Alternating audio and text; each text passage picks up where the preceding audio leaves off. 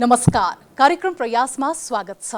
आज हामी धेरैका लागि तनावको विषय बनेको मोटोपनाको कुरा गर्नेछौँ। शारीरिक रूपमा मोटो हुनु त खासै महत्त्वको विषय पनि नहोला, तर मोटो भएकै कारण विविध रोगका शिकार हुनु निश्चय नै दुःखद हो। त्यसैले पनि हामीले नेपालमै मोटोपना सम्बन्धी पहिलो क्लिनिक सञ्चालन गर्नुभएका चिकित्सकका प्रयास लिएर आज उपस्थित भएका छौँ। बिङ होमोसेपियन संस्था मार्फत विभिन्न स्वयंसेवी अभियानहरूमा सक्रिय व्यक्तित्व जो खानालाई औषधिका रूपमा सेवन गर्नुपर्ने कुरालाई जोड दिँदै आउनु भएको छ। विशेषतः मेटाबोलिक सिन्ड्रोम, बढ्दो रक्तचाप, उच्च इन्सुलिन स्तर, कम्मरको वरिपरि शरीरको बोसो र उच्च कोलेस्ट्रोल सम्बन्धी समस्याको रोकथाममा सक्रिय एफडीएच क्लिनिकका सीईओ डाक्टर दिलजान मन्सुर कट। आउनुहोस् उहाँलाई कार्यक्रममा स्वागत गरौँ। नमस्कार डाक्टर साहब, स्वागत छ यहाँलाई। Thank you. कोरोनाको कहर जारी नै छ। यहाँको क्लिनिक कसरी चल्दैछ यो बेलामा? क्लिनिक पनि चलिरहेछ। अब कोरोना भनेर बिरामी हेर्दिन भन्नु मिलेन।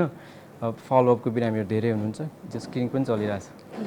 तपाईँलाई नेपालमा पहिलो खाना सम्बन्धी क्लिनिकको आवश्यकता छ अथवा भनौँ मोटोपना सम्बन्धी क्लिनिकको आवश्यकता छ भनेर चाहिँ कुन बेलामा सोच आयो? हुन त मेटाबोलिक सिन्ड्रोम जुन हामी भन्छौँ नि, पहिला पनि मलाई एक्चुअली यसको आभास त भएको। खानाको बारेमा अलिकति हामी अज्ञानता छ हामीमा, त अलिकति हामी अबुझ छौँ जस्तो फिल त भएको थियो मलाई।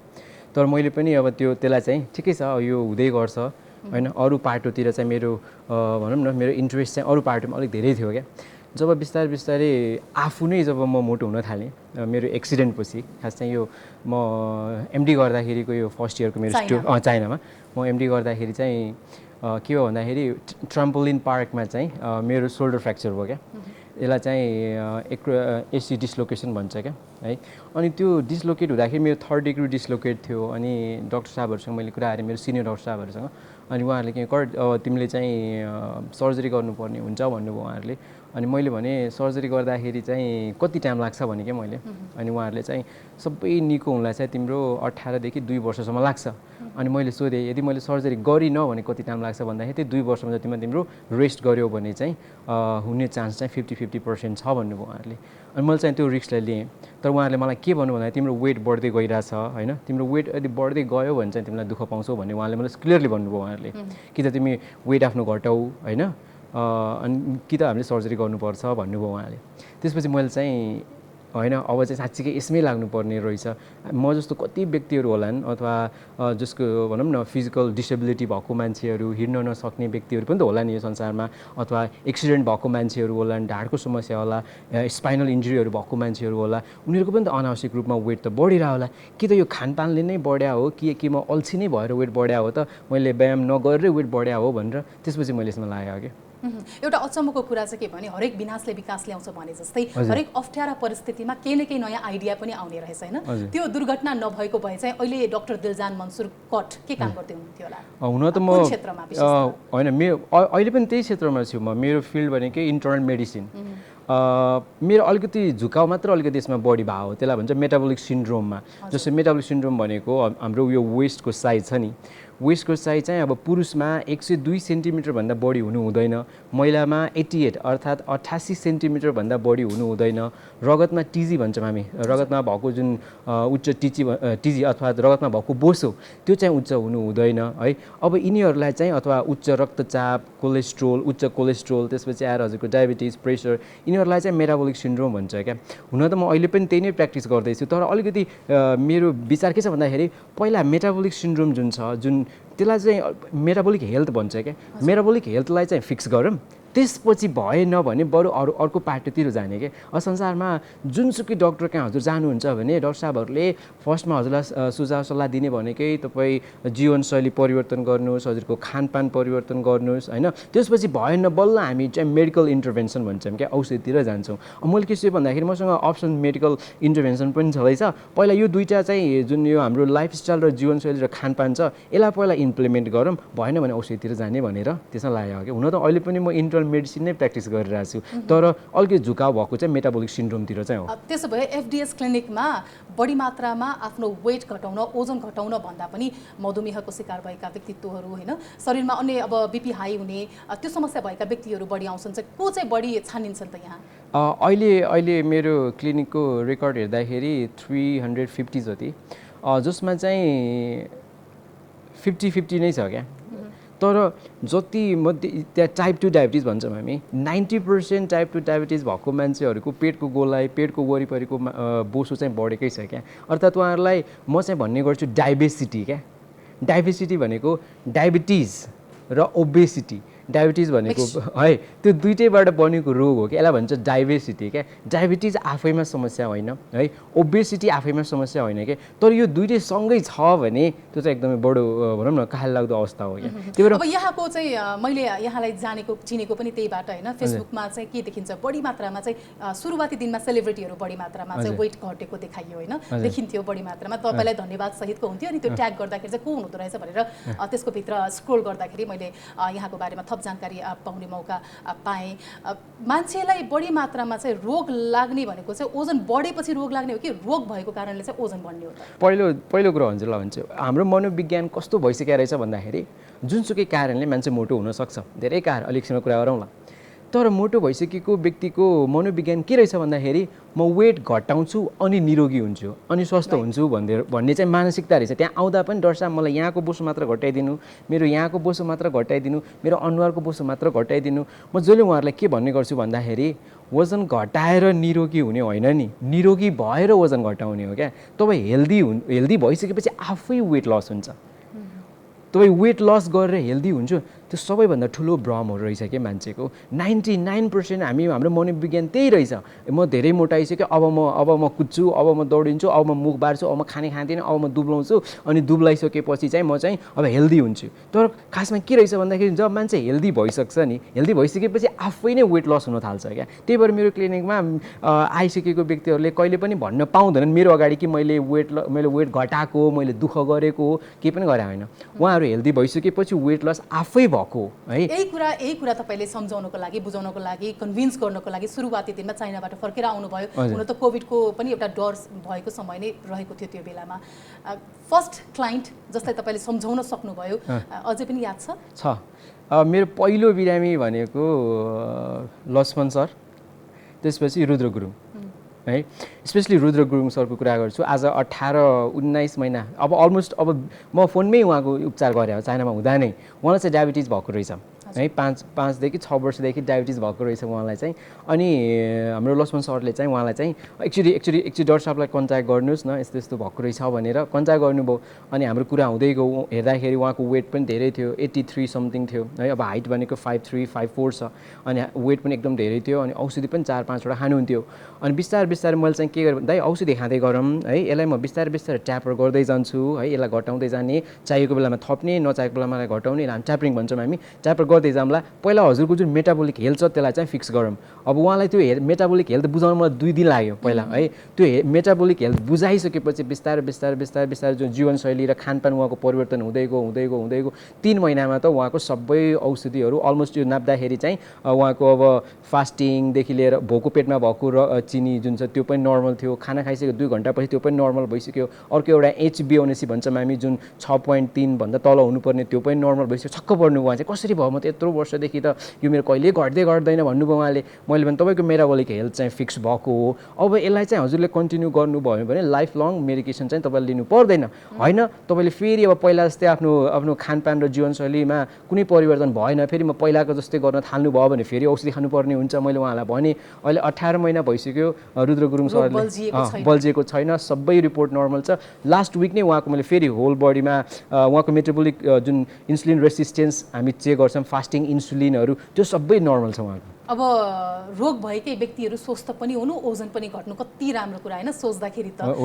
सामान्य दर्शकहरूले यति बेला तपाईँको प्रयास हेरिरहनु भएको छ, उहाँहरूले चाहिँ बुझ्न सकिरहनु भएको छैन क्या, डक्टरले औषधि पनि प्रयोग नगर्ने अनि खानामा पनि धेरै परिवर्तन गर्न नपर्ने भनिरहनु भएको छ। त्यसो भए मान्छे कसरी घट्छ अनि कसरी स्वस्थ रहन्छ?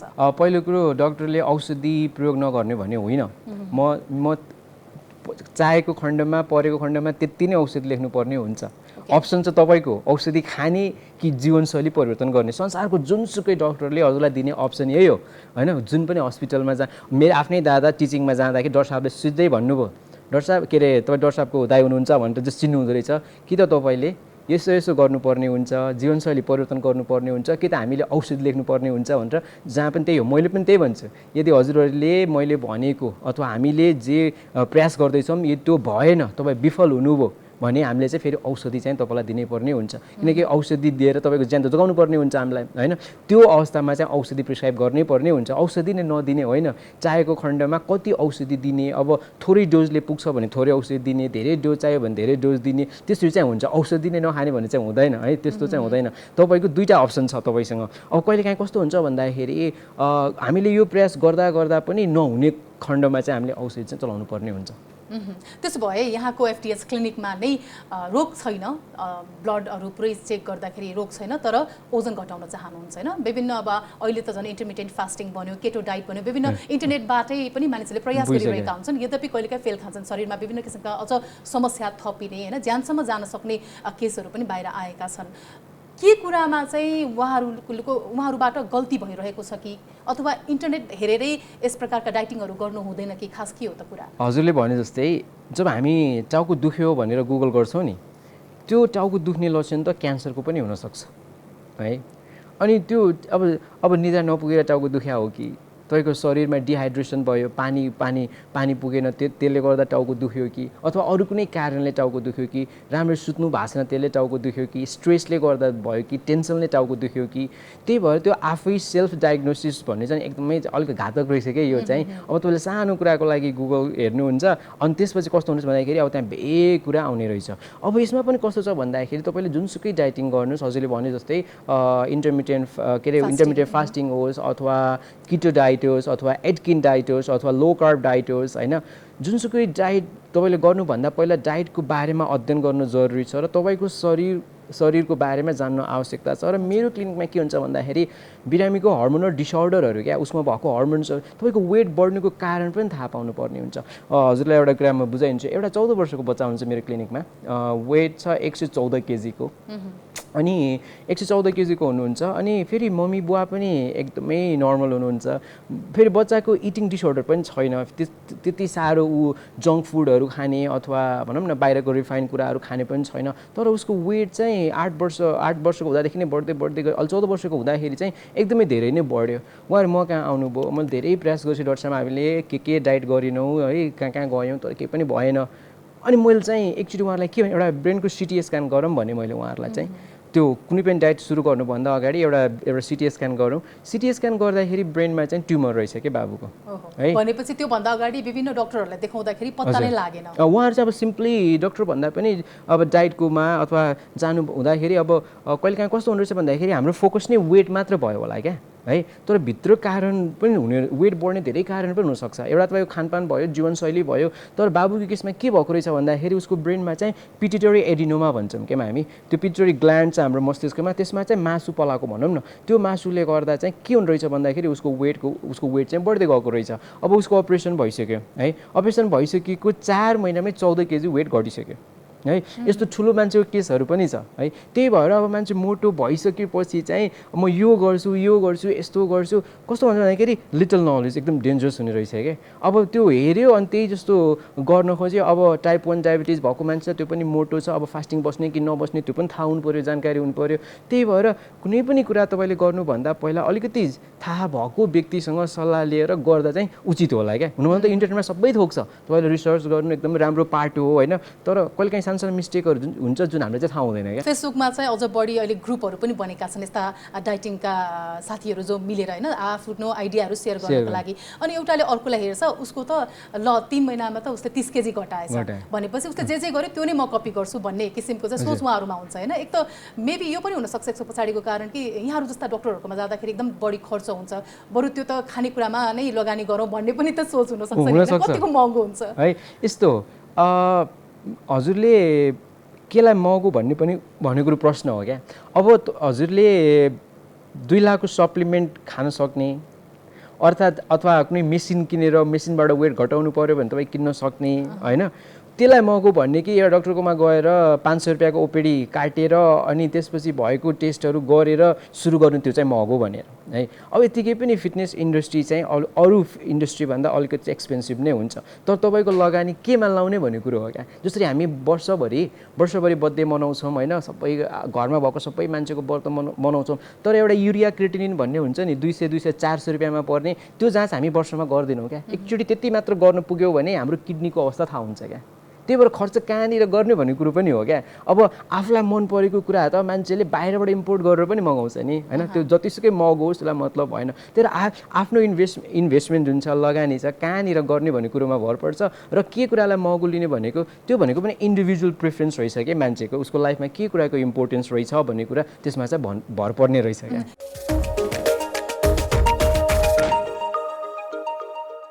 बच्चाको अथवा वयस्क व्यक्तिको मुखमा दाँतहरू किरा लाग्न थालेको छ, त्यो भनेको चाहिँ अब यस्तो सिग्नल हो कि तिमीले खाइरहेको खानाहरू चाहिँ परिवर्तन गर्नुपर्छ। एक्ज्याक्टली। त्यो कसरी? म प्राय यो कुराहरू हजुरले एकदमै राम्ररी फलो गर्नुभएको रहेछ। म यो कुरा जतिकै नि म कहाँ अब सानो बच्चाहरू छ, नानी लिएर आउनु, सबभन्दा पहिला म दाँत हेर्छु क्या, बाबुहरूको नानीहरूको दाँत हेर्छु क्या। त्यो दाँत अब हाम्रो के मनोविज्ञान रहेछ भन्दाखेरि ठिकै छ, बच्चा छ, सड्या छ, पछि फेरि अर्को आइहाल्छ भन्ने कुरो रहेछ। तर कुनै पनि बच्चाको टुथ डिकेड्सहरू हुन थाल्यो भने तपाईँले के बुझ्नु पऱ्यो भन्दाखेरि त्यो बच्चाले चाहिने भन्दा बढी रिफाइन्ड कार्बोहाइड्रेट, चाहिने भन्दा बढी रिफाइन्ड सुगरहरू, हाई फ्रुक्टोज कोर्न्सहरू, अल्ट्रा प्रोसेस खानाहरू खान थाल्यो भन्ने कुरो बुझ्नुपर्छ। त्यो खानाले गर्दा उसको दाँत चाहिँ सर्न थाल्यो क्या। त्यहाँबाट त्यो इन्डिकेसन भनेको अब बच्चाको शरीरमा चाहिँ मेटाबोलिक हेल्थ छ त्यो चाहिँ बिग्रिन थाल्यो क्या। अब त्यो बिग्रिन थालेपछि उसलाई कुर्नै पर्दैन, म ठुलो भएर बिरामी हुन्छु भने क्या। त्यस्तो बच्चाहरूको पनि अनावश्यक रूपमा चाहिँ वेट बढ्न थाल्छ क्या, र बच्चाले आफ्नो बालापन नै गुमाउने रहेछ क्या। अब कस्तो हुन्छ, अनावश्यक रूपमा उसको वेट बढिसकेपछि अरू बच्चाको तुलनात्मक रूपमा कुद्न पनि अलिकति थोरै कुद्छ, अथवा उसको इन्टरेक्सन कम हुन्छ, अर्काले उसलाई गिज्याउने हुन्छ, मोटे भनिदिने हुन्छन् होइन। अनि उसको चाहिँ कस्तो हुन्छ, सोसियल डिस्टेन्सिङ सुरु हुन्छ क्या त्यो बच्चाको त्यहाँबाट नै क्या। 10 वर्ष 12 वर्षको बच्चा बाहिर साइक्लिङ गर्ने बेलामा, घाममा कुद्ने बेलामा ऊ घरमा चाहिँ आफूलाई हाइड गरेर बसिरहेको हुन्छ कि लुकेर बसिरहेको हुन्छ क्या। उसलाई त्यो नै गाह्रो भइसकेको हुन्छ क्या। आफ्नो लाइफ नै होइन, म अरूभन्दा किन फरक छु, अरू मान्छेहरू त यस्तो राम्रो छन्, मेरो साथीहरू साइक्लिङ गरिरहेछन्, कुदिरहेछन्, म किन कुद्न सक्दिनँ भनेर त्यहाँबाट चाहिँ उसको कस्तो हुन्छ, उसको मनस्पटलमा त्यो एउटा मनोविज्ञान चाहिँ बसिरहन्छ क्या। विषय एकदम गम्भीर छ, यसले उसको फ्युचरसम्म होइन, भविष्यसम्म उसलाई समस्याहरू शरीरमा आउन सक्ने सम्भावित सूचकहरू हो यो। तर बच्चाहरूले त उनीहरूलाई मन लागेको चिज खान दिउँ भन्ने हुन्छ होइन। अभिभावकहरूले के सोच्छन् भने बाल्यकाल त हो नि, कति रहरहरू उनीहरूको मार्नु भन्ने किसिमको त्यो सोचले हामी बच्चा हुर्काइरहेका हुन्छौँ। गल्ती त हामीबाट भइरहेको छ, तर त्यो बच्चालाई मनाउन नै अब मुस्किल हुने समय आइसक्यो भने कसरी आइसक्यो भन्ने प्रश्न हो क्या। बच्चा पनि एडिक्टेड भइसक्यो, उसलाई चाख्न दिनु र उसको ह्याबिट बनाउनु भन्ने कुरो फरक हो नि। मेरो एउटा बच्चा छ अथवा मेरो छोराछोरी छ, बिहान उठ्दाखेरि मैले मेरो छोरीलाई एकदमै प्रशोधित, रिफाइन्ड, अल्ट्रा प्रोसेस भएको मकै, कर्नफ्लेक्स भन्न खोजेँ होइन, मकै, त्यसपछि दुध राखेर उसलाई दिन्छु, जसमा एकदमै चाहिने भन्दा बढी हाई फ्रुक्टोज कोर्न सिरपहरू छ, रिफाइन्ड कुराहरू छ, प्रोसेस कुराहरू छ, त्यो दिउँ। अब त्यो बच्चालाई कस्तो हुने रहेछ भन्दाखेरि त्यो बच्चाको गल्ती पनि होइन, चिनीले के गर्ने रहेछ, हाम्रो जुन मस्तिष्क छ, जसरी ब्राउन सुगर र हेरोइन हामी खाँदाखेरि हाम्रो ब्रेनमा जुन लेभलको एक्टिसी उत्पन्न हुन्छ नि है, जसरी भर्खर बिहा भएको बेलामा त्यो हनीमुन फेजमा श्रीमतीले 4 बजे घर आउनु भन्दाखेरि श्रीमान चाहिँ 2 बजे घर आइपुग्छ नि, हो त्यो भनेको त्यो लेभलको ब्राउन सुगर र हेरोइनले जुन लेभलको एक्टिसी उत्पन्न गर्ने रहेछ, चिनीले पनि त्यो लेभलको एक्टिसी उत्पन्न गर्ने रहेछ के बच्चामा। त्यो बच्चाको आफैमा गल्ती पनि होइन कि, बायोलोजिकल त्यसरी नै वायर भएको छ कि हाम्रो ब्रेनहरूमा। जसरी अब एउटा ह्याप्पी हर्मोन हामी सेरोटोनिन भन्छौँ, सेरोटोनिनको मात्रा यति हाई भइदिन्छ बडीमा, डोपामिनहरू हाई भइदिन्छ, बच्चाहरूलाई एकदम आनन्दित हुन्छ र खुसी हुन्छ। त्यही भएर अब हाम्रो संस्कार कस्तो भन्दाखेरि बच्चा जन्मिँदै बित्तिकै मह चटाइदिने, हेर्नुहोस् है, त्यहाँबाट सुरु भएको छ। उसलाई त त्यो कुरा त्यहाँ जन्मेदेखि नै गुलियो कुरो त्यहाँबाट हाम्रो चटायौँ। अब हुँदा हुँदा हुँदा हुँदा हाम्रो वरिपरि कुरो, उसले खाने कुराहरू सबै त्यहाँबाट सुरु भएको छ। अब हेर्नुहोस् है, मैले भने नि त्यो ब्राउन सुगर र हेरोइन युज गर्ने मान्छे हुन्छ नि, त्यो लेभलको एक्टिसी चिनीले दिने रहेछ, अर्थात् सेरोटोनिन लेभल्सहरू त्यतिसम्म हाई हुन्छ भने बच्चाको हातमा पछि त्यो हुँदैन क्या। बच्चाले रुन थाल्छ, हजुरले भने जस्तै लडीबडी गर्न थाल्छ, उसलाई त्यो भएन भने क्या। त्यो एडिक्सन पनि हामीले नै गराएको हो कि। अब मेरो छोरा जन्मिसकेपछि, मेरो छोरी जन्मिसकेपछि उसको आहार, उसको भोजन के हुन्छ भन्ने कुरो मैले निर्धारित गर्ने हो नि होइन, सुरुवाती दिनहरूमा क्या। अब हामी त बच्चा रोयो, रोएर ल एउटा चक्लेट दिउँ भन्छौँ होइन, अथवा यसलाई यो चिप्स दिउँ भन्न थाल्छौँ क्या हामी, अथवा यो चाउचाउ दिउँ यसलाई, अथवा यो फुड दिउँ भनेर। त्यो बच्चा किन चुप भयो? त्यो बच्चा तर एकचोटि इमेजिन गर्नुभयो यत्रो रोइरहेको बच्चालाई तपाईँले चिनी दिँदाखेरि उसको ब्रेनमा त्यो लेभलको एक्टिसीहरू उत्पन्न हुने रहेछ क्या। एक्ज्याक्टली। डक्टर दिलजान मन्सुरलाई चाहिँ अब कतिपयले चाहिँ अहिलेसम्म चलिआएको नियमभन्दा विपरीत रूपमा पनि गइरहेको भनेर आरोप पनि लगाउँछन् होइन। भर्खरैको यहाँले जोड्नु भएको कुरालाई मैले जोड्न चाहेँ। हाम्रो आमा हजुरआमाहरूले परम्परागत रूपमा एउटा संस्कारै राखिएको छ कि कुनै बच्चा जन्मियो भने बरु डक्टरले हुँदैन भने पनि लुकाइ लुकाइ पनि घिउ र मह चाहिँ चटाइदिइहाल्ने, किनकि उसले जिन्दगीभरि मिठो र गुलियो खान पाओस्। त्यो किसिमको सोचबाट विकास हुँदै आएको हाम्रो संरचना हो नि त होइन। अब यसलाई एक्कासी डिस्ट्र्याक्ट गर्न पनि मुस्किल छ भने हाम्रो यो मानसिक रूपमा नै परिवर्तन गर्नुपर्ने हो। एकदमै सही कुरो गर्नुभयो। मैले भने नि सानोमा हाम्रो मनमा भएको कुराहरू, हाम्रो मनस्पटलमा भएको हाम्रो मनोविज्ञान चाहिँ चेन्ज गर्नु बडो गाह्रो छ। हजुर जसरी भन्नुभयो मह र घिउ चटाइदिने, हामी त्यो संस्कारबाट उसको जीवन राम्रो होस् भनेर, अब यो एकाएक चाहिँ चेन्ज त हुँदैन है। तर यसको सुरुवात चाहिँ हामीले आफैबाट गर्नुपर्ने हुन्छ। जसरी मैले आफूबाट गरेँ है, वर्षौँ भइसक्यो अन्न नखाएको होइन, त्यसरी त्यो रिफाइन भएको कुराहरू होइन, प्रोसेस भएको कुराहरू पहिला मै मान्छे हो कि तपाईँ इमेजिन गर्न सक्नुहुन्न। मलाई चिन्ने मेरो साथीभाइहरूलाई थाहा छ, म खान थालेपछि म स्टपै गर्दिनँ थिएँ है। अनि पछि मैले रियलाइज गरेँ त्यो मेरो गल्ती भन्दा नि म त यो खानासँग एडिक्टेड भइसकेको रहेछु है। जानी नजानी म त्यो कुलतमा फसिसकेको रहेछु। त्यो चिनीको जुन कुलत छ रिफाइन कुराको, त्यसमा फसिसकेको रहेछु। एउटा भन्छ ब्लिस पोइन्ट। तपाईँलाई मनपर्ने एउटा कुरा मलाई भन्नु जुन एकदमै मनपर्छ आफूलाई खान है, खानेकुरा एकदमै मनपर्ने त्यो है, जस्तो खिर है। अभियसली त्यसमा दुध चिनी खिर अथवा दुध चिया भनौँ चिनी हालेको। मेरो एउटा एडिक्सन थियो चक्लेट है।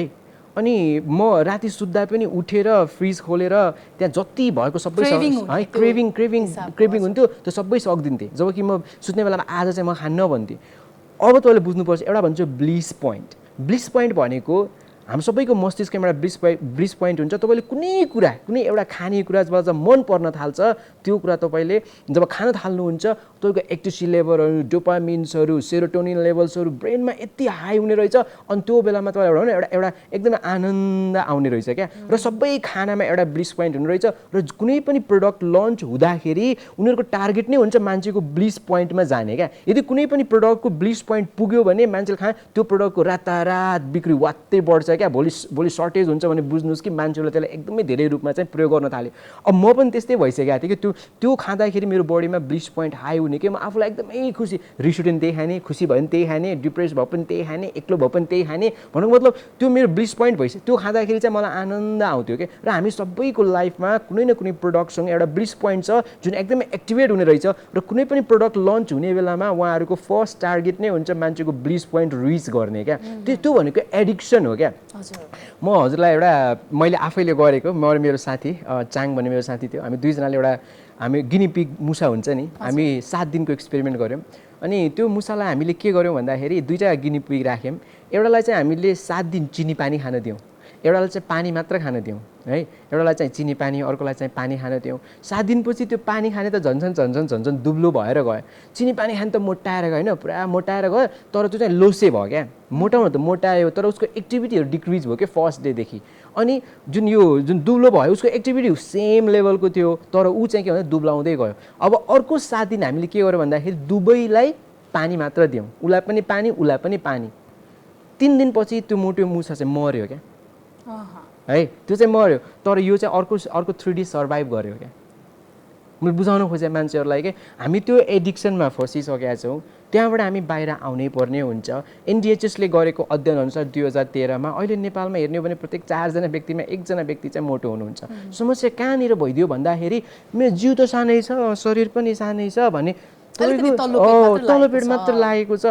तल्लो पेट तपाईँको लागेको छ भने समस्या त्यहाँनिर छ। तपाईँको अनुहार सानो छ, ठिक छ, जिउ सानो छ, तर तपाईँको पेटको वरिपरिको मासु जुन एब्डोमिनल वेस्ट जुन हामी वेस्ट सर्कमफ्रेन्स भन्छौँ, जुन प्रायः म क्लिनिकमा लिने गर्छु। अनि डाक्टर साहब कहिले काहीँ हँसाउनु पनि हुन्छ बिरामी, डाक्टर साहब यो टेलरको काम गर्नु भएको छ त, थाई नाप्नुहुन्छ, यो कम्मर नाप्नुहुन्छ भन्ने गर्छन् मान्छेहरू। हो तपाईँको वेस्ट ठुलो छ। सुरुमै भनिसकेँ मैले, यदि तपाईँको वेस्ट है सर्कमफ्रेन्स छ त्यो 88 सेन्टिमिटरभन्दा बढी छ, तपाईँ महिला हुनुहुन्छ भने त्यहाँ पनि समस्या छ। पुरुष हुनुहुन्छ 102 सेन्टिमिटर बढी छ, त्यो पनि समस्या छ। मेरो सबै ठिक छ, यति मासु मात्र लागेको हो भने त्यो चाहिँ ठिक होइन। सबैभन्दा पहिलो त्यसलाई रिस्क फ्याक्टर भन्छ कि तपाईँको मुटुको रोग हुने चाहिँ त्यहाँबाट हुन्छ क्या। इन्सुलिन रेसिस्टेन्स त्यहाँबाट हुन्छ। तपाईँको बडीमा भएको मोमेन्टल फ्याट अर्थात् हाम्रो आन्द्राको वरिपरि भएको बोसोहरू त्यहाँबाट थाहा पाउँछौँ हामी। त्यही भएर त्यो नर्मल होइन है त्यो यतिको त केटा मान्छेलाई चाहिहाल्छ भन्ने एउटा थेगो पनि भइसकेको छ क्या। त्यही भएर तपाईँको तल्लो पेट चाहिँ एकदमै इम्पोर्टेन्ट छ क्या। हामी त त्यस्तो सामाजिक एउटा संरचना होइन, समाजमा कस्तो पनि हुन्छ भने कुनै छोरी बिहे गरेर गयो भने ऊ मोटायो भने सुख पाइछ, दुब्लायो भने उसलाई घरमा एकदमै दुःख रहेछ भन्ने किसिमको सोच्ने खाले एउटा समाजमा रहन्छौँ भने अब बिस्तारै घट्नुपर्छ, जिउ चाहिँ एकदम सोचफुर्त भनेको चाहिँ दुब्लो जिउमा हुन्छ, फुर्ती बढी भन्ने सोचहरू त विकास भएको छ। यद्यपि अझै पनि मोटो हुँदा सुख पाएको, दुब्लो हुँदा दुःख पाएको भनेर चाहिँ अलिकति जोख्ने जमाना अहिले पनि बाँकी नै छ होइन। फेरि कतिपय मानिसको कस्तो पनि सोच हुन्छ भने एक दिन मरेर जानु छ, ए बाबा बाँचुन्जेल पनि आफूलाई मन लागेको चिज पनि नखाने, हैट त्यस्तो हुँदैन भन्ने पनि छन्। कसरी सम्झाउनुहुन्छ? अघि हजुरले भने जस्तै मोटो भयो भने सुखी, दुब्लो भयो भने दुखी अथवा लुरे ख्याउटे खान नपाएको होइन। अनि फेरि मोटाइसकेपछि के को पिर्छ र न आमालाई खुवाउनु पर्ने न बाउलाई खुवाउनु पर्ने होइन, यस्तो मोटायो भन्ने। अब जब मान्छे मोटो हुन्छ अनि मोटो भइसक्यो अथवा दुब्लो भइसक्यो अनि हाम्रो पहिलो मनोविज्ञान, हाम्रो पहिलो इन्टेन्सन यो मोटो भयो, यो अल्छी भयो त्यही भएर यो मोटायो, यो धेरै खायो त्यही भएर मोटायो, यो चाहिँ बिरामी भयो। अनि दुब्लो पातलो मान्छे देख्ने बित्तिकै ओहो यो चाहिँ हेल्दी छ। हाम्रो हाम्रो हाम्रो मनोविज्ञान कस्तो भइसकेको छ, दुब्लो मान्छे, दुब्लो पातलो मान्छे चाहिँ हेल्दी, मोटो मान्छे चाहिँ अनहेल्दी। त्यो चाहिँ एउटा सोसियल पार्ट सधैँ छ, त्यो चाहिँ खुसी भएर मोटाएको, त्यो चाहिँ अलिकति खान नपुगेर अथवा दुःखी भएर दुब्लाएको। तर आज म तपाईँहरूलाई बुझाइदिन्छु एउटा कुरा, यो चाहिँ एकदमै बुझ्नुपर्ने हुन्छ। एउटा मोटो मान्छेलाई जति रिस्क छ उसलाई डायबिटिज हुन, प्रेसर हुनलाई, कोलेस्ट्रोल हुनलाई अथवा मुटुको रोग हुनलाई, त्यो दुब्लो पातलो मान्छेलाई पनि उत्तिकै रिस्क छ उसलाई डायबिटिज, प्रेसर र कोलेस्ट्रोल हुनलाई यदि उसको शरीरमा इन्सुलिन रेसिस्टेन्स छ भने। हेर्नुहोस् है, उसको पेटको तलको त्यसमा एउटा भिस्रल फ्याट भन्छौँ, बाहिरबाट TOFI भन्छ के, थिन आउटसाइड फ्याट इनसाइड। बाहिरबाट हेर्दाखेरि दुब्लो पातलो मान्छे तर भित्रबाट चाहिँ मोटो, स्पेसली उसको भिस्रल अर्गन्सहरू मुटुको वरिपरि बोसो जमेको, कलेजोको वरिपरि बोसो जमेको, फियो भयो होइन, स्प्लिनहरू त्यसको वरिपरि भएको मान्छेहरूमा पनि उत्तिकै चान्स हुन्छ जति मोटो मान्छेमा चाहिँ रिस्क छ। त्यही भएर म दुब्लो पातलो छु, म जे खाए पनि हुन्छ, मैले जे गरे पनि हुन्छ, त्यो चाहिँ त्यो मनोविज्ञानबाट चाहिँ हामी अलिकति बाहिर आउनुपर्ने हुन्छ। अब आयो मोटोको पार्टी, दुब्लोको पार्टी मैले बुझाइसकेँ, दुवैजना उत्तिकै रिस्क फ्याक्टर उत्तिकै छ सबैजनालाई रोग हुनलाई भोलि भविष्यमा गएर। हजुरले अघि सुरुमै भने जस्तै डायबिटिज, प्रेसर, कोलेस्ट्रोलदेखि लिएर डिप्रेसन, एन्जाइटी उत्तिकै बराबर छ दुवैमा है, एक समान छ है।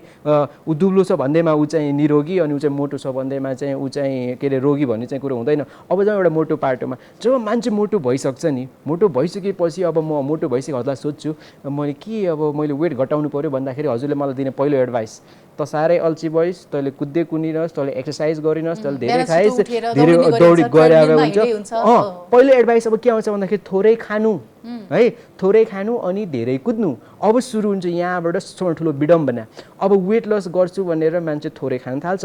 थोरै खानुको मतलब मेडिकल भाषामा भन्छ क्यालोरी डेफिसिट। हेर्नुहोस् है, अब यो कुरा चाहिँ हामी सम्पूर्ण नेपालले चाहिँ बुझ्नुपर्ने एकदमै आवश्यक छ क्या। एउटा व्यक्तिले वेट घटायो 1 महिनामा अथवा 3 महिनामा 10 केजी, एउटाले 20 केजी घटायो, उसले त मभन्दा धेरै वेट घटाइसक्यो, मेरो त वेटै घटेन। वेट घटाउनु ठुलो कुरो होइन, उसले कसरी वेट घटायो त्यसमा भर पर्छ। त्यो भ्रममा चाहिँ नबस्नु होला है, उसले कसरी वेट घटायो। अब थोरै खाने पार्ट, यो चाहिँ सबैले जान्नै पर्ने रहेछ। कस्तो भइसक्यो भन्दाखेरि थोरै खायो भने म दुब्लाउँछु। यदि मैले हजुरलाई 4 दिन खान दिइनँ भने 4-5 केजी त वेट घट्छ। वेट घट्नु र शरीरको बोसो घट्नु भनेको दुईवटा फरक कुरो हो है। वेट घटेर हुँदैन, तपाईँको शरीरमा भएको ओभरअल बडी फ्याट घट्नुपर्ने हुन्छ। अब हेर्नुहोस् ल, तैँले चाहिँ आजबाट अलि धेरै कुद्नु पर्ने हुन्छ, बिहानै उठेर कुद्नु पर्यो, खाना थोरै खानु पर्यो, यसलाई भन्छ क्यालोरी डेफिसिट। अब बुझाइदिन्छु तपाईँलाई। हामी बाँच्नको निमित्त एउटा महिलालाई र एउटा पुरुषमा हेर्ने हो भने बाँच्नको निमित्त चाहिने एनर्जी है, क्यालोरी जुन हामी भन्छौँ, अब एउटा महिलालाई 1800 देखि 2000 क्यालोरी चाहिन्छ भने एउटा पुरुषलाई 2000 देखि 2600सम्म क्यालोरी चाहिन्छ बाँच्नको लागि। हेर्नुहोस् है, यति चाहिने रहेछ। अब तपाईँ जानुहुन्छ क्यालोरी डेफिसिटमा, अर्थात् हजुरलाई चाहिने रहेछ 1800 क्यालोरी। एउटा दृष्टान्त दिउँ, हजुरलाई चाहिने रहेछ 1800 क्यालोरी। अब आजबाट हजुर जानुहुन्छ 1200-1100 क्यालोरीमा, किन त वेट घटाउनु छ भनेर। अनि तपाईँ जानुभयो 1100 क्यालोरीमा। पहिलो महिनामा 4-5 केजी वेट घट्यो। किन घट्यो भन्दाखेरि क्यालोरी डेफिसिटमा जानुभयो। क्यालोरी डेफिसिट अर्थात् चाहिने भन्दा थोरै खानुभयो, तपाईँको वेट 4 केजी घट्यो। अब हेर्नु सुरु हुन्छ कुरो, मान्छेले कहाँनिर बुझाएको छैन भन्दाखेरि तपाईँको शरीरमा एउटा भन्छौँ बेसल मेटाबोलिक रेट, यो प्यारालेल वर्ड हो रेस्टिङ मेटाबोलिक रेटसँग। अर्थात् हजुरले केही नगर्दा पनि एनर्जी चाहिने रहेछ। हाम्रो पाचन प्रक्रिया जुन भन्छौँ पाचन प्रणाली स्टप भएको 12 घन्टापछि हामीलाई चाहिने एनर्जी हुन्छ। तपाईँ सुत्दाखेरि एनर्जी चाहिन्छ, तपाईँले खाइसकेको खाना पचाउनलाई चाहिन्छ, बोल्नको निमित्त चाहिन्छ, सास फेर्नको लागि चाहिन्छ हैन। म हजुरलाई हेरेर हाँस्नको लागि पनि मलाई एनर्जी चाहिन्छ। अब यसलाई भन्छ बेसल मेटाबोलिक रेट, अर्थात् रेस्टमा भएको बेलामा पनि एनर्जी चाहिने रहेछ। अब कुरो गरौँ केही नगर्दा, कुनै एक्सर्साइज व्यायाम नगर्दा तपाईलाई चाहिने रहेछ 1200 क्यालोरी, तपाईँको बेसल मेटाबोलिक रेट रहेछ 1200, जुन चाहिँ बाँच्नको निमित्त मात्र चाहियो तपाईँलाई, तर तपाईँ खानुभएको छ 1100 क्यालोरी। अब हेर्नुहोस्, अब तपाईँको बेसल मेटाबोलिक रेट पनि विक भइसक्यो है। अनि अब 1 महिना 2 महिनापछि के हुन्छ भन्दाखेरि तपाईँको बडी एउटा स्टेजमा जान्छ, त्यसलाई भन्छौँ हामी मेटाबोलिक एडप्टेसन। अब बडी जब मेटाबोलिक एडप्टेसनमा गइसक्छ, अब तपाईँको समस्या सुरु भयो। अब बडीले के गर्छ भन्दाखेरि तपाईँले खाएको कुरो जुन लो क्यालोरी खानुभएको छ, बडीलाई 24 आवर चाहिनुपर्ने हुन्छ। अब त्यसले बडीले एकदम बिस्तारै बिस्तारै टुक्र्याउँछ क्या, तपाईँको मेटाबोलिजम भइदिन्छ स्लो। अब मेटाबोलिजम स्लो भइदिन्छ, बडी मेटाबोलिक एडप्टेसनमा गइसक्यो, त्यसपछि बडीले एउटा हाई सेट पोइन्ट रेज गर्छ। अब हेर्नुहोस् है, अब के हुन्छ, अर्को महिनामा तपाईँ बिहान उठ्दाखेरि तपाईँलाई एकदमै विक फिल हुन्छ। पहिलो नै लक्षण विक फिल हुन्छ, बिहान उठ्दाखेरि एकदमै विकनेस हुने, दिनभरि मन खुसी नहुने, दिनभरि थाक्या हुन्छ, राति बेडमा गइसकेपछि निद्रा नलाग्ने, यसलाई भन्छ क्यालोरी डेफिसिट। अब तपाईँको बडी मेटाबोलिक एडप्टेसनमा गइसक्यो, अब तपाईँ थाक्नुहुन्छ, इरिटेट हुन्छ, रिसाउनुहुन्छ, मन खिन्न हुन्छ तपाईँको। अब तपाईँ के गर्नुहुन्छ भन्दाखेरि डाइटिङ बन्द गर्नुहुन्छ। अब डाइटिङ बन्द गर्नुहुन्छ, तपाईँ थाक्नुभयो, तपाईँको मेटाबोलिजम नै स्लो भइदियो है, तपाईँको मेटाबोलिजम स्टल भइदिन्छ, प्लेटु पोइन्टमा पुगिसकेका हुन्छ। अब तपाईँ डाइटिङ गर्नु छोड्नुहुन्छ, अनि फेरि खाना थाल्नु। अब तपाईँ फेरि आफ्नो पहिलाको पुरानो खाना खान थाल्नुहुन्छ, जुन पहिला खाने गर्नुहुन्थ्यो। अब 4 केजी वेट घट्या छ भने 8 केजी वेट बढ्छ। र सबभन्दा ठुलो मिस्टेक चाहिँ हामी आफैलाई ब्लेम गर्छौँ। भोलि गएर हेर्नुहोस् न, तपाईँले भने जस्तो मैले गर्न सकिनँ, मेरै गल्ती हो, मेरो विल पावर नै कमजोर छ, तपाईँले भने जस्तो गर्न सकिनँ, उसको गल्ती नै भएन कि। अब उसको बडी फिजियोलोजिकली नै उसको बडी बिरामी भइसक्यो क्या।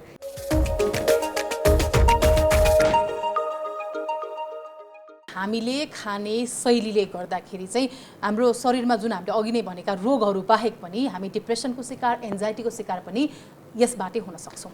एउटा व्यक्तिले खाना खाने हैन, पाचन प्रक्रियादेखि लिएर मूत्रत्याग अथवा भनौँ मलत्यागसम्म पुग्दाखेरि सम्मलाई एउटा क्रियामा हरेक दिन एउटै राख्न सकेन भने पनि त्यसले समस्या ल्याउन सक्ने रहेछ। कसरी चाहिँ सहज रूपमा एउटा बानी सुधार गरेर चाहिँ के गरी खायो भने हुन्छ त त्यसो? डिप्रेसन, स्ट्रेस, एन्जाइटी, यो कुरा दुईटा प्रकार 3टा प्रकारको हुन्छ। स्ट्रेसको कुरा गर्दाखेरि अब अहिले हामी कुरा गर्दैछौँ, अचानक स्टुडियोमा अब भूकम्प जाला अरे हैन, अथवा हाम्रो बाइक एक्सिडेन्ट भयो, त्यो चाहिँ एउटा फिजिकल स्ट्रेस भयो, हामीलाई हाम्रो बडीले पर्सिभ गर्यो। हेर्नुहोस् है, अथवा मम्मीले गाली गर्नुभयो है, इमोसनली पनि मान्छेहरू भनरेबल भइरहेको हुन्छ, कसैले एक झापड हानिदियो हैन, त्यो हाम्रो बडीमा स्ट्रेस उत्पन्न हुन्छ। यो स्ट्रेस हामी सबैले बुझेको छौँ। एउटा भन्छ पर्सिभ स्ट्रेस। पर्सिभ स्ट्रेस भने के भनेको हामीले हाम्रो बडीले पर्सिभ गर्यो, तर हामीले पनि पर्सिभ गऱ्यौँ। अर्थात् मेरो सपोज मेरो बिहे भइसकेपछि मैले फोन गरेँ, मेरो श्रीमतीको फोन लागेन, म अब चाहिँ मेरो मनमा अनेक थरीको कुराहरू खेल्न थाल्छ, शङ्का उत्पन्न भयो, किन फोन उठाउँदैन, अरू मान्छेसँगै लाग्यो कि हो, यसलाई भन्छ पर्सिभ स्ट्रेस। यो स्ट्रेसहरू जसरी हामीले पर्सिभ गऱ्यौँ नि, अब अर्को भन्छ फिजियोलोजिकल स्ट्रेस, जुन बडीले पर्सिभ गर्छ। हेर्नुहोस् है, अब हामीले खाएको कुरा, हजुरले र मैले खाएको कुरा यदि रगतमा एकदमै चाँडो घुल्ने रहेछ भने त्यो बडीको लागि भनेको स्ट्रेस हो। अब बुझौँ तपाईँ, यसलाई भन्छ ग्लाइसेमिक इन्डेक्स, एकदमै हाई ग्लाइसेमिक इन्डेक्स भएको। सपोज मैले नर्मली नेपालीले खाने हामी चिनी भएको दुध चिया र डुनट, अब दुध चियासँग डुनट जब चोपेर खान्छौँ नि, तपाईँको एउटा डुनटमा 50 ग्रामभन्दा बढी सुगर हुन्छ, जबकि हामीलाई 24 घन्टामा चाहिने भनेको 4 ग्राम हुन्छ। अब हेर्नुहोस् है, र यसको ग्लाइसेमिक इन्डेक्स यति हाई छ, हामीले खाँदै बित्तिकै एकदमै चाँडो रगतमा गएर सुगरमा परिणत हुन्छ। अनि जब हामीले डुनट र चिया खाइसकेपछि जब हाम्रो रगतमा गएर स्वाट्टै ग्लुकोजमा बढ्छ, ग्लुकोज बढिसकेपछि फेरि प्यानक्रियाज, अग्नाशय भन्ने ग्रन्थीले स्वाट्टै इन्सुलिन बनाउँछ क्या, अनि इन्सुलिनले त्यो हाई भएको ग्लुकोजलाई स्वाट्टै तल लिएर आइदिन्छ क्या। अब बडीले फेरि पर्सिभ गर्छ स्ट्रेस, किनकि स्वाट्टै चिनी बढ्नु स्वाट्टै घट्नु भनेको पनि बडीको लागि स्ट्रेस हो। तर यो स्ट्रेस हामी कसैले वास्ता गर्दैनौँ, किनकि यो स्ट्रेसको बारेमा हामीलाई बुझ्ने टाइम पनि छैन। अब बडीमा स्ट्रेस उत्पन्न भयो त्यहाँनिर। अब बडीले के गर्छ भन्दाखेरि हाम्रो किडनी छ, किडनीको माथि 2 दुईटा ग्ल्यान्ड छ, त्यसलाई भन्छौँ हामी एड्रिनल ग्ल्यान्ड। अब एड्रिनल ग्ल्यान्डले के बनाउँछ भन्दाखेरि कर्टिसोल भन्ने हर्मोन बनाउँछ, जुन नर्मल भाषामा सबैलाई थाहा छ यो स्ट्रेस हर्मोन हो। यसको अर्को पनि काम छ। अब यहाँनिर भन्छ कर्टिसोल जुन स्ट्रेस हर्मोन हो, र अर्को नोरएपिनेफ्रिन, यो दुईटाले फेरि चिनी बनाउँछ क्या, यसलाई भन्छ ग्लुकोनियोजेनेसिस। ग्लुको भनेको नयाँ, नियो भनेको के अरे ग्लुको भनेको ग्लुकोज, नियो भनेको नयाँ, जेनेसिस भनेको बनाउने। अब नयाँ चिनी चाहिँ शरीरले आफै उत्पन्न गराउने रहेछ, हो यो बडीको लागि स्ट्रेस हो क्या। अब तपाईँ के गर्नुहुन्छ भन्दाखेरि खाएको कुराहरू यति छिटो खानुहुन्छ र यति एकदमै चाँडो रगतमा गएर घुल्ने, जुन चाँडो चिनीमा गएर घुल्ने हुन्छ, परिणत हुने रहेछ, जसले गर्दा बडी चाहिँ तपाईँको स्ट्रेसमा रहिरहन्छ क्या। अब यो एक्युट स्ट्रेस सुरुमा बडीले जोगायो तपाईँलाई, अब बिस्तारै 5 वर्ष 10 वर्षमा यही स्ट्रेस वा क्रोनिक स्ट्रेस हुन्छ र खानाले पनि तपाईँ डिप्रेसनमा जान सक्नुहुन्छ क्या। सामान्य रूपमा अलिकति बुझ्ने हिसाबले भन्नुपर्दाखेरि त्यसो भए चिनी खान छोडियो भने, तैलीय पदार्थहरू जुन रिफाइन्ड ओइलहरू हुन्छ त्यो खान छोडियो भने चाहिँ दुब्लाइन्छ पनि, रोग पनि निराकरण हुन्छ त? 90% केसमा यदि हजुरले आज मलाई सुनिराख्नु भएको छ भने आफ्नो जीवनमा यसलाई चाहिँ युज गर्नुहोस् होइन, आजैबाट स्टार्ट गर्नुहोस्। फ्याक्ट्रीमा बनेको कुराहरू, प्याकेटमा भएको कुराहरू, तपाईँले खाइरहेको कुराको ब्रान्ड छ भने त्यति मात्र बन्द गरिदिनुहोस्। आफ्नो घरमा भएको दाल भात तरकारी माछा मासु अन्डा जे छ खानुहोस्। 7 डेजमा तपाईँले एउटा डिफ्रेन्स थाहा पाउन थाल्नुहुन्छ, बडीले कति राम्रो फिल गर्छ भनेर क्या। हाई रिफाइन्ड कुरा होस्, अल्ट्रा प्रोसेस हो, हाइड्रोजिनेटेड सिड ओइल्सहरू हो, एकदमै इन्फ्लामेटरीहरू छ, यति मात्र बन्द गरेर र तपाईँले किनिरहेको आफूले खानेकुरोको ब्रान्ड हुनु भएन। तपाईँको खानेकुरोको ब्रान्ड छ भने त्यो पक्कै पनि रिफाइन्ड, प्रशोधित र त्यहाँभित्र भएको कुनै न कुनै प्रकारको चिनीहरू र केमिकल्सहरू मिसाएको छ भन्ने कुरो बुझ्नु पर्यो। अलिकति कुराहरू बुझाउन सकियो भन्ने मलाई आशा छ। कार्यक्रम प्रयासमा थोरै व्यक्तिगत प्रयासको पनि कुरा गरौँ। डाक्टर साहब, यहाँ त अब बाह्रको हुनुहुन्छ होइन, होमोस्यापियन नामक सामाजिक संस्था नै खोलेर सामाजिक कार्यमा क्रियाशील रहनुभयो। धेरैले के भन्छन् भने डाक्टर कट चाहिँ MBBS गरेर फर्किँदाखेरिको डाक्टर अर्कै हो अनि MD गरेर फर्केपछि अर्कै भयो भनेर भन्ने गर्छन् कि होइन। तपाईँ जाजरकोट पुग्नुभयो हैजाको महामारीको समयमा, भूकम्पताका कुरा गर्ने भने नुवाकोट, सिन्धुपाल्चोक, गोर्खा सबै ठाउँ पुग्नुभयो नि त। त्यो सामाजिक कार्यहरू जुन गर्नुहुन्थ्यो त्यो चाहिँ केही हदसम्म घट्दै गयो? घटेको चाहिँ होइन। अहिले अवस्था कस्तो छ भन्दाखेरि त्यो बेलामा जे कुराको आवश्यकता थियो मैले त्यो कुरा गरेँ हो। मेरो लागि समाजसेवा भनेको के रहेछ भन्दाखेरि जहाँनिर मेरो खाँचो छ र जुन व्यक्तिहरू त्यो कुराबाट वञ्चित छन् त्यो कुरा मैले पुर्याइदिनु भनेको मेरो सामाजिक दायित्व जस्तो लाग्छ।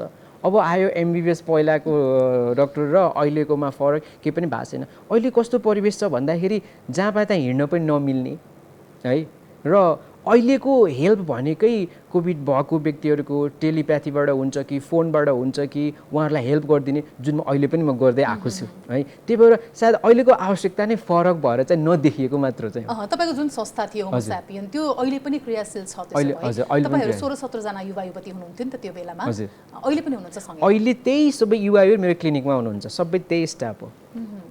त्यही जुन 16-17 जना हामी थियौँ त्यसमध्येको अहिले 10 जना चाहिँ है, अरू अलिक बाहिर हुनुहुन्छ 2-4 जना चाहिँ, र बाँकी नेपालमा भएको सबैजना अहिलेको क्लिनिकमा चाहिँ कार्यरत हुनुहुन्छ। तपाईँले आफ्नो शरीरलाई नै प्रयोगशाला बनाउनु भयो र आफू परिचित पनि त्यो हिसाबले भइदिनु भयो। तपाईँलाई हेरेर नै इन्स्पायर भएर मानिसहरू त्यही काम गर्न थालेका छन् होइन। कसरी घट्ने भन्दाखेरि एकचोटि डक्टरलाई देखाउँ, FTH क्लिनिक जाउँ भन्ने छन् भने कतिपयलाई यहाँले टेलिफोनबाट पनि सुविधा दिनै रहनु भएको छ त्यो हेरेर।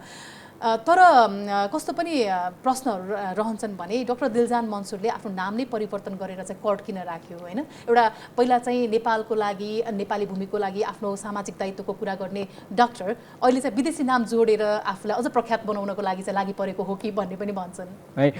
सायद यदि मलाई चिन्नु भएको छ भने यो नाम 2008 देखि युज गरेँ, 2008 देखि, र त्यो बेला पनि मेरो नाम यही थियो, अहिले पनि त्यही छ, त्यसमा केही चेन्ज भएको छैन। निकनेम सबै व्यक्तिको लाइफमा एउटा निकनेम हुन्छ, कारणवश होइन हुन्छ। त्यही भएर यो अहिले चेन्ज भएको होइन, 2008 देखि पनि यही छ है। अनि सायद उहाँ राम्रो हेर्नुहुन्छ भने मैले दिलजन मन्सुर कट लेखाएको छु है, त्यो कट मेरो निकनेम हो। अब यसको पछाडिको आफ्नो इमोसनल कुराहरू छ होइन, छोटकरीमा। तर जुन कुरो भन्नुभयो कि MBBS पछि चेन्ज, त्यो चाहिँ होइन। म MBBS गर्नुभन्दा अगाडि 2008 मै यो नाम चाहिँ मैले युज गरिरहेको छु र अहिलेसम्म भएको छ।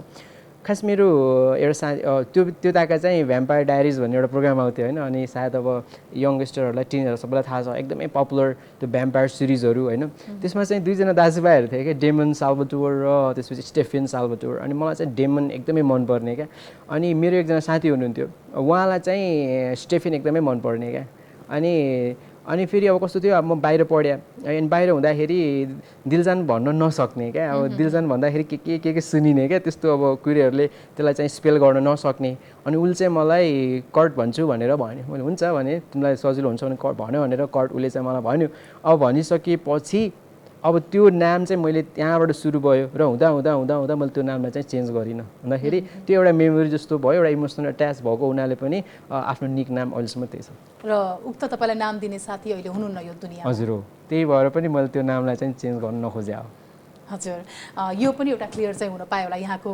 विषयमा प्रश्न राख्नेहरूको व्यक्तिको मनमा राखेको जिज्ञासा हुनसक्छ होइन कार्यक्रम प्रयासमा हामीले अब यहाँको व्यक्तिगत कुराहरू धेरै त गर्न पाएनौँ तर विशेष गरेर जुन कुरा छ वजन घटाउनेदेखि लिएर त्योसँग वजन बढेसँगै रोगहरू गाँसिँदै आएका कुराहरू होइन अनि हामीले जुन डाइटिङ अरूलाई हेरेर सिकिरहेका छौँ र दुब्लाउने कोसिस गरिरहेका छौँ त्यसको विषयमा पनि धेरै कुराकानी गऱ्यौँ र केही न केही हदसम्म दर्शकहरूलाई पनि फाइदाजनक रहला भन्ने मलाई आशा पनि छ अन्त्यमा जाँदा जाँदै कार्यक्रम प्रयासमा यहाँलाई भन्न मन लागेको कुनै विषयवस्तु छ केही भन्न चाहनुहुन्छ भने भन्न सक्नुहुन्छ म पहिला पनि के भन्छु भन्दाखेरि खानामा ध्यान दिनुहोस् है तपाईँको शरीर यस्तो अमूल्य शरीर छ हामीले 40 लाखको गाडी किन्दाखेरि बाहिरबाट मगाएर पेट्रोल डिजल्सहरू हुन त अब एउटा गाडीमा के अरे यो किरोसिन त्यो मट्टी तेल हाल्दा पनि त चल्छ नि तर कति दिन चल्ने भन्ने कुरो 2 दिन चल्ला 4 दिन चल्ला होइन जबकि हामीले 40 लाखको गाडी किन्दाखेरि बाहिरबाट इम्पोर्ट गरेर ल्याएर पेट्रोलहरू डिजलहरू बाहिरबाट हाल्छौँ तर आफ्नो यत्रो अमूल्य शरीर छ यो शरीरको कुनै मूल्य छैन है यत्रो अमूल्य शरीरमा पनि हामीले खानेकुराहरू अथवा नचाहिने कुराहरू एकचोटि सङ्कोच नमानिकन हामी चाहिँ भित्र छिराउँछौँ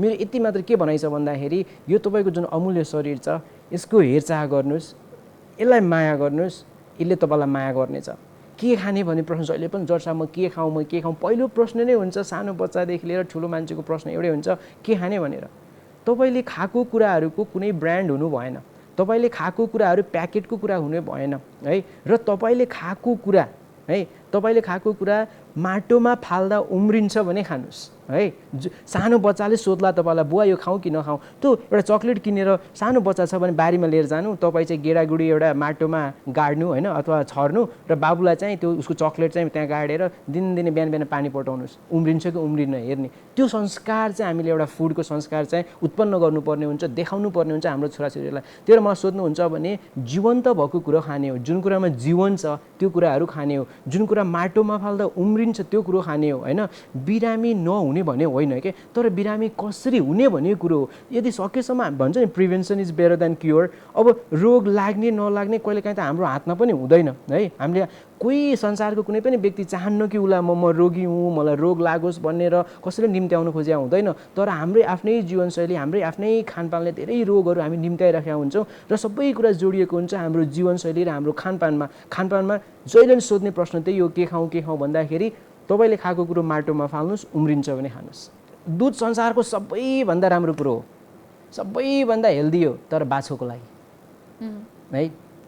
है सबैभन्दा तर बाछोको लागि हाम्रो बच्चाले आमाले दुध खुवाउन्जेलसम्म खाने हो सबैभन्दा चाहिने नै हो कसैले 6 महिना खुवाउनुहुन्छ कसैले 9 महिना खुवाउनुहुन्छ कसैले 12 महिना खुवाउनुहुन्छ कसैले 18 महिना खुवाउनुहुन्छ कसैले 24 महिना म 3 वर्षमा खाएको आमाको दुध मान्छे हो आमाको दुध खाउन्जेलसम्म मात्र खाने हो त्यसपछिको दुधमा खासै हाम्रो लागि आवश्यक छैन क्याल्सियम डिफिसियन्ट भयो भने दुध खानुपर्छ भन्ने सोच हुन्छ क्याल्सियम के अरे दुधबाट आएको क्याल्सियम त धेरै जसो अवस्थामा तपाईँको बडीको पिएच हाई भइसकेपछि चाहिँ त्यो झन् बाहिर तान्ने गर्छ क्या तपाईँको बडीले त्यसलाई डिजेस्ट गर्न नगर्न पनि सक्छ है र हामी सबैको शरीरमा एउटा इन्जाइम त्यसलाई भन्छौँ हामी ल्याक्टेज भन्ने इन्जाइम भन्छौँ जसरी हाम्रो एज बढ्दै जान्छ र हाम्रो दुध खाने बानी छुट्दै जान्छ त्यो ल्याक्टेज भन्ने इन्जाइम जसले चाहिँ ल्याक्टोज दुधमा पाउने चिनीलाई चाहिँ डिजेस्ट गर्ने रहेछ अब्जर्भ गर्ने रहेछ त्यो चाहिँ हाम्रो शरीरमा कम हुँदै जान्छ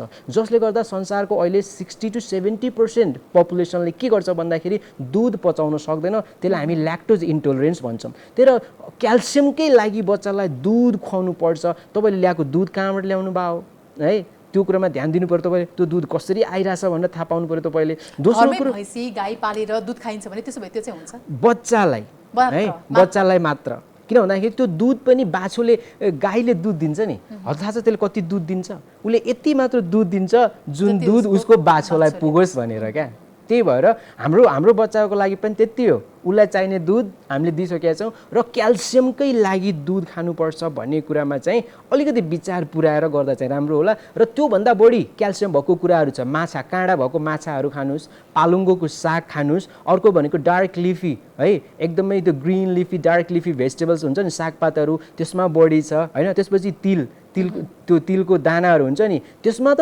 तपाईँको अलमोस्ट 300 मिलिग्राम क्याल्सियम छ आधी कपमा 1/4 कपमा भने यो कुराहरू त त्यही नै खानुपर्छ भन्ने छैन क्या हामीसँग त्योभन्दा बढी अर्को पालुङ्गोको साग भयो अर्को त्यो सलगमको साग छ नि त्यो सलगमको सागमा कति क्याल्सियम छ है 1 कपमै तपाईँको 300 मिलिग्रामभन्दा बढी क्याल्सियम छ क्या हजुर हस् डाक्टर साहब यो समग्र प्रयास अनि विशेष गरेर आज यहाँले धेरै प्रश्नहरूको उत्तर दिनुभएको छ होइन निराकरण गरिदिनु भएको छ धेरैको जिज्ञासा पनि यसको लागि पनि धन्यवाद थ्याङ्क यू सो मच धन्यवाद हजुर ओजन घटाएर निरोगी वा स्वस्थ हुने भ्रमबाट अब हामी बाहिर आउनुपर्छ ओजन घटाएर स्वस्थ हुने होइन स्वस्थ भएर ओजन घटाउन सके हामी सोचफूर्त रूपमा आफूले कल्पना गरे जस्तै जीवन जिउन सक्ने रहेछौँ डाक्टर दिलजान मन्सुरका आजका प्रयासहरू यति नै उहाँले समग्र रूपमा हामीलाई धेरै कुराको जानकारी पनि दिइसक्नु भएको छ तपाईमध्ये धेरैका लागि आजको कार्यक्रम उपलब्धिपूर्ण रहने आशाका साथमा प्रयास यही टुङ्ग्याउँछौँ हवस् त नमस्कार